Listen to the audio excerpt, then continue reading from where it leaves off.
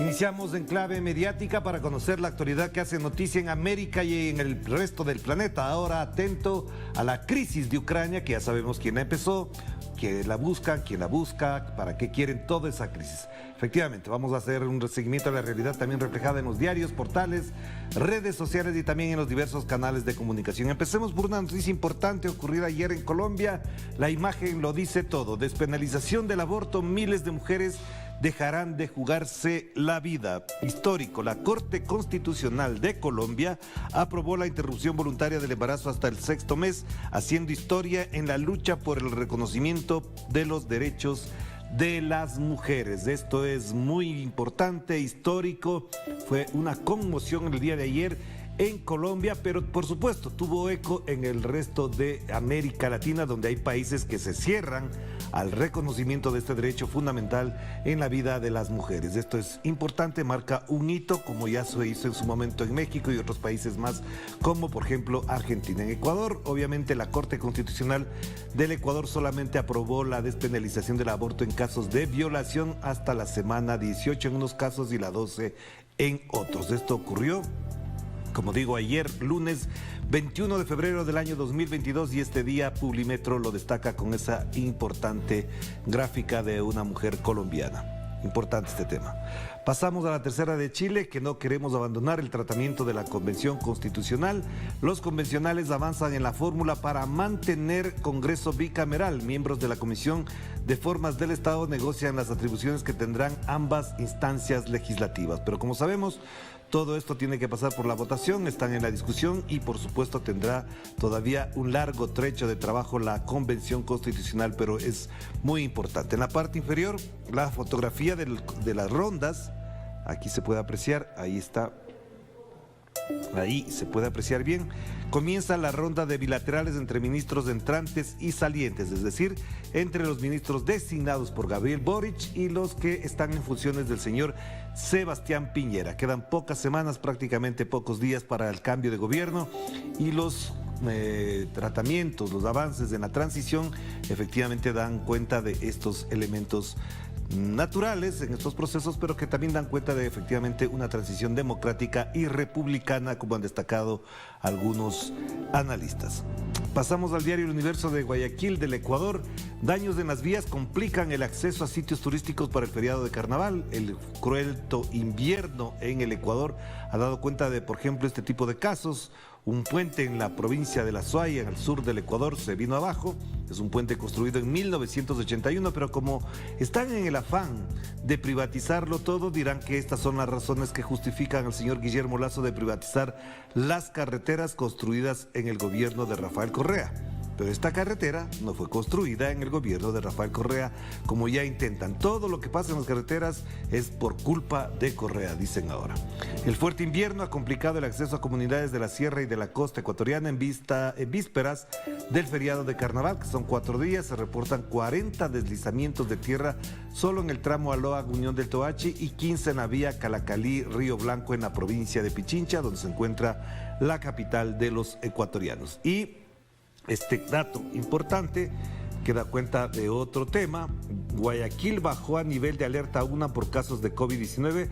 Hay una baja en cifras de contagios y de decesos del COE Nacional, es decir, el Comité de Operaciones Especiales y de Emergencia. El COE cantonal anunció menos restricciones, pero como hay un carnaval de por medio, todo indicaría, según lo que dicen algunos expertos, que después de las fiestas de carnaval vendrá un rebrote de contagios y ahí tendremos otra vez problemas, porque efectivamente esto no cambiará sustancialmente si no hay condiciones mínimas de precaución y de seguridad y sobre todo de atención médica urgente en zonas donde no, incluso ha llegado la vacuna en algunos casos. Vamos. Y en el Correo del Sur, otro tema de interés a propósito del invierno. Correo del Sur de Bolivia destaca luto y desaparecidos en Tarija. Hay, si no me equivoco, 2 muertos. Vamos a leer la información aquí. El desborde de una quebrada en el municipio tarijeño de Entre Ríos dejó este lunes al menos 2 niños muertos, 8 personas desaparecidas y daños materiales en 10 comunidades. Anoche seguía lloviendo en la zona afectada, hasta donde se desplazó ayuda humanitaria, destaca el titular de El Correo del Sur a propósito del cruento invierno también en Bolivia. Y pueden observar el cadáver tapado con una colcha ahí en esa zona. Esto da cuenta de efectivamente el invierno atosiga y afecta a zonas andinas también, como las de Bolivia, pero que están en la parte más hacia la Amazonía. Y por supuesto la noticia que llama la atención en el campo político: el juez amplía la detención de Yanine Áñez y 2 exministros. El caso Golpe 1, los imputados deberán permanecer en la cárcel 3 meses más, porque lo que se planteaba era una salida temporal hasta que se encuentre una sentencia, o la otra es que se habría dicho ya que Yanine Áñez estaba pidiendo la salida a un hospital y algunos consideran que ese es el momento de su fuga. Nadie puede asegurar que eso ocurra, pero así se ha planteado. Se concedió en parte el pedido de la Fiscalía, que investiga a las ex autoridades por sedición. La ex mandatario denunció: me siguen castigando a gusto de mis verdugos, dice ella. Pero cuando ella castigaba sin ley, sin potestad y sin autoridad, ahí quien le decía nada. Pero por supuesto, esto se hace en justicia y en justicia se tiene que sancionar. Por supuesto que sí. Vamos a la República de Perú, que a veces ya da, como dicen los colombianos, grima con respecto a los titulares. Fiscal acusa hoy a Humala y Nadine en proceso oral. Es decir, lo que para ellos es noticia que va a pasar hoy es el titular principal. Comenzó el primer juicio del caso Lavallato en Perú. Podríamos poner también la defensa de Humala y Nadine, se pueden plantear el día de hoy. Igual, es decir, no hay modo de entender a este diario que su política editorial es solamente la de la política de la derecha peruana. Más allá de lo que se diga, aquí lo que cuenta es que se haga justicia y que se aclare cabalidad. Y como decía, Humala y Nadine tendrán que defenderse, porque este caso Lavallato también involucra a otras figuras que no están señaladas ahí. Pero bueno, ahí está. Y aquí la protesta y encierro del personal en visita del ministro Condori, que ocurrió el día de ayer a propósito de las protestas en ese país. Avanzamos y por supuesto la prensa internacional, veremos más adelante, quiero decir la prensa europea en general. Putin agrava la crisis al enviar tropas al este de Ucrania. La Unión Europea anuncia que sancionará a Rusia por reconocer la independencia de las 2 regiones separatistas, así las consideran ellos. Pero bueno, veremos un análisis en general de las portadas al respecto y solamente queremos destacar esta, por supuesto, a propósito de lo que pasa en Europa. Vamos con los portales informativos. El Consejo de Seguridad de la ONU revisa en reunión de urgencia la crisis en Ucrania. El representante permanente de Rusia ante la ONU subrayó que Moscú sigue abierto a la diplomacia. Esto es lo que se destaca aquí. Y en el costado derecho, más información: asesinan al 5º firmante de la paz en Colombia durante el año 2022. Parecería que ya vamos contando todos los días cuál es el próximo asesinato, pero así está Colombia. Ayer incluso lo analizábamos con Jorge Aguilera en el programa En Clave Política, que lo que se intenta es desaparecer, aniquilar, extinguir a cualquier líder social que pueda protagonizar algún elemento de contraposición al uribismo y al mandato autoritario del señor Iván Duque. En Nicaragua se rinde homenaje al general Augusto César Sandino, y en la parte inferior, presidente ruso ordena a las Fuerzas Armadas preservar paz en Donetsk y Lugansk, que son las 2 repúblicas separatistas, como dicen los titulares europeos, pero que en la práctica también hay una explicación que se la dará en su momento. En las partes superiores, la cifra de contagios en América Latina asciende a 64 millones, mientras que en el mundo está en 426 millones, mientras que Estados Unidos, como lo advertíamos, ya superó la barrera de los 80 millones de contagios y se encuentra ahí. 80 millones de contagiados desde el inicio de la pandemia, que son en realidad 80 millones y 960 mil fallecidos en Estados Unidos.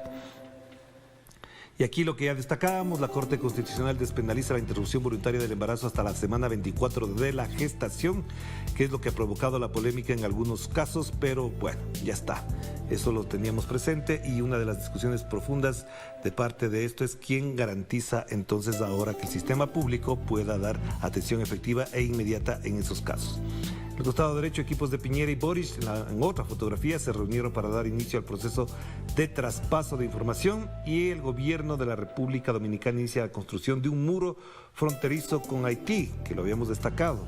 Más muros y más muros en Estados Unidos, ahora en República Dominicana, en Israel. Es decir, quienes negaban criticaban el muro de Berlín, ahora construyen muros por todas partes y ya no constituye motivo de escándalo mundial. Ahí lo tienen. Vamos cerrando con más información al Mayadín aquí a propósito de la crisis en Ucrania y por supuesto también información de otro tipo cuando por ejemplo acá se plantea integrar a Israel en la región será de gran beneficio, dicen los líderes árabes alineados con Estados Unidos. Y Luis Ignacio Lula da Silva se mantiene como favorito para las presidenciales brasileñas. Y cerramos con la agencia EFE, si me parece que es la última ya. El tema de la crisis se mantiene en los principales titulares y por supuesto también lo que pasó en Colombia, en Chile, en Perú. Y una nota importante también, la OCDE reduce a 2,3% su previsión de crecimiento del Producto Interno Bruto de México en el año 2022, que tenía otro tipo de expectativas que superaban el 3% y ahora se ubicaría en el 2,3% el crecimiento económico en México. Cerramos con Radio Francia Internacional. A propósito de la crisis se mantienen los titulares, no veo mayor novedad aquí, así que hagamos la primera pausa para pasar más adelante, después de esta pausa, al análisis de cómo la prensa europea en general analiza la situación en Ucrania. Vamos a la pausa.